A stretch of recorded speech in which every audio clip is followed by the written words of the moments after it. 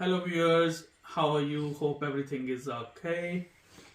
जी, आज का जो वीडियो है वो जो डोमेस्टिक वायलेंस के लॉज हैं उसमें हुकूमत बरतानिया ने जो तब्दीलियां की हैं उसके हवाले से है। देखिए, पहले लॉ ये था कि वो लोग जो स्पाउस वीज़े पे यूके में आते थे सिर्फ वही डोमेस्टिक वायलेंस का जो रूट है उसको इस्तेमाल कर सकते थे। बाकी जो लोग आते तो वो यदि पार्टनर रूट पे आते थे या किसी डिपेंडेंट के तौर पर आते थे तो वो जो डोमेस्टिक वायलेंस का लॉ है उसको इस्तेमाल नहीं कर सकते थे।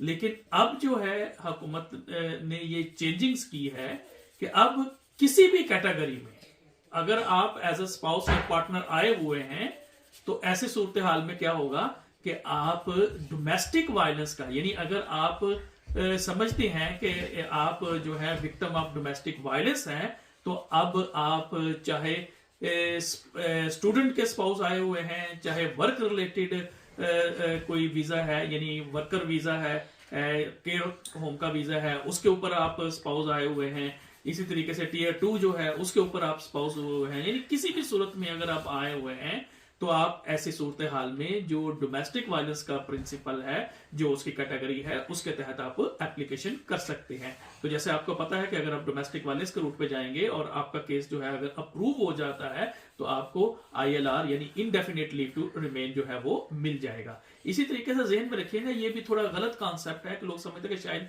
जो डोमेस्टिक वायलेंस है वो शायद अगर कोई मारपीट फिजिकल जो वायलेंस हुई हो उस तक महदूद है। ऐसा नहीं है। देखिए, अगर कोई कंट्रोलिंग बिहेवियर है, कोई फाइनेंशियल जो है वो टॉर्चर है, कोई मेंटल टॉर्चर है, जो भी इस तरह की मामलात हैं, ये सारी होम ऑफिस की जो अपनी डेफिनेशन है डोमेस्टिक वायलेंस की उसके अंदर ये शामिल है।